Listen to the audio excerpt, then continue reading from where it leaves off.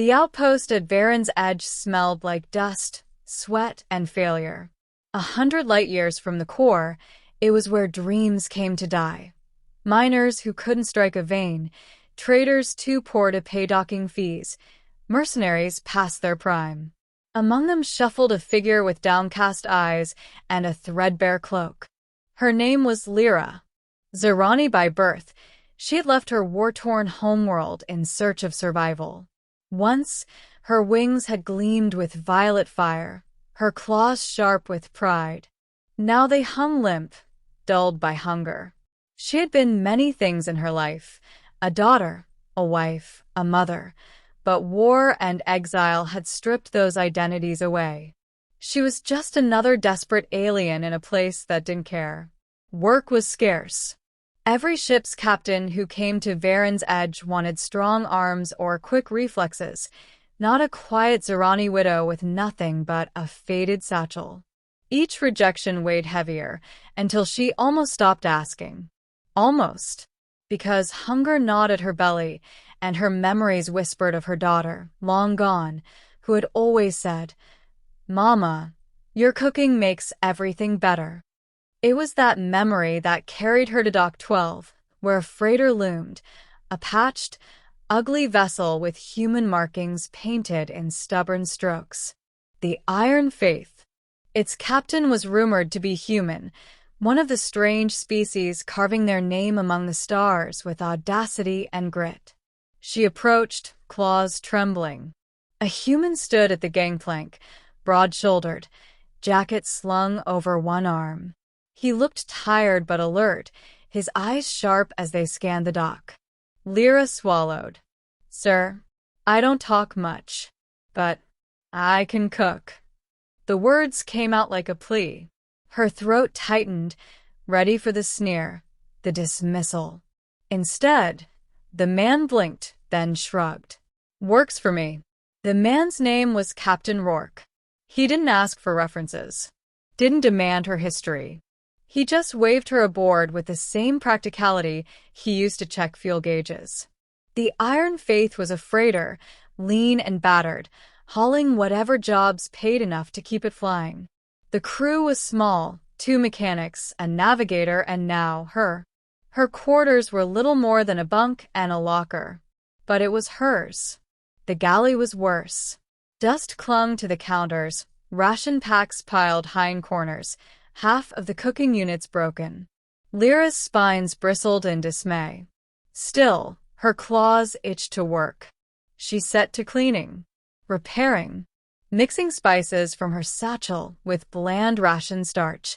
The first night, the crew eyed her warily as she served bowls of stew, steam rising with scents of Zyrrani herbs. Navigator Juno sniffed. "Smells not terrible." Mechanic Haro poked at it. "Looks edible." Then they tasted. Silence fell, then groans of delight. Rourke lifted his spoon slowly, studying her as he ate. "Well," he said, "you weren't kidding." Something inside Lyra loosened, a knot of fear untangling. Days became weeks. Lyra fell into rhythm, waking early to prepare meals, checking supplies, trading recipes with station vendors when they docked. Her quiet presence became part of the ship's heartbeat. The crew began lingering in the galley not just for food, but for comfort. Her dishes brought warmth after long hauls, soothed arguments, softened exhaustion. The Iron Faith no longer smelled like metal and grease, but like bread, spices, and home. Lyra didn't speak much, but she listened. She learned Rourke's dry humor, Haro's curses at faulty engines, Juno's muttered star maps. They didn't pry into her past. They didn't need to. One night, Rourke found her sitting alone after the crew had gone. "You never sit with us," he said, leaning on the doorway. She lowered her gaze. "I don't want to intrude." "Your crew," he said simply. The word struck her. Crew. Not burden. Not property. Crew. The turning point came on the rim. A job gone wrong. Cargo raiders ambushed them. 3 ships against 1. The Iron Faith rattled under fire, shields buckling.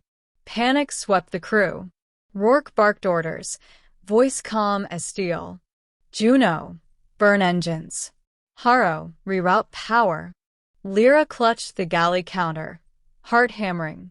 She was no warrior, no fighter, but she saw the crew's faces, fear, fatigue, hunger.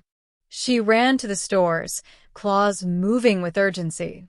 She cooked as the ship shuddered, pulling from emergency rations, mixing spices with practiced speed. When the crew staggered into the galley between skirmishes, she was ready. Hot stew, rich with herbs, pressed into their hands. Eat, she urged softly. They obeyed. And somehow, the food steadied them. Harrow's hand stopped shaking as he patched conduits.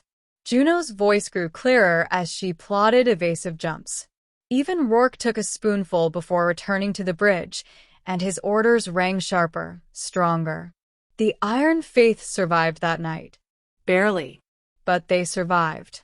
Later, as the ship limped into safe space, Rourke entered the galley. His jacket was torn, blood on his temple. "You saved us," he said quietly. Lyra froze. I only cooked." He shook his head. "You gave us strength when we had none left. Don't downplay that." Her claws trembled. No one had ever spoken of her cooking like it was more than survival. No one but her daughter. And now, this human. Months passed. The Iron Faith gained a reputation. Not just for daring runs, but for always returning with crew intact, spirits high. Other haulers whispered of the human captain's luck, never knowing that luck smelled like Zyrrani bread and tasted like spice stew. On distant colonies, merchants begged for Lyra's recipes. She traded a few, but kept the best for the ship. It was theirs, her gift to them. Slowly, she began to speak more. Not much, but enough. A soft laugh here, a quiet suggestion there. The crew welcomed it without question. One evening, as the suns of a frontier colony sank low, painting the galley gold, Rourke sat across from her. "You ever think about settling down?" he asked. Her wings twitched. "Once." But that life was burned away. He studied her, eyes steady. "You've built something new here, with us." She met his gaze, chest tight.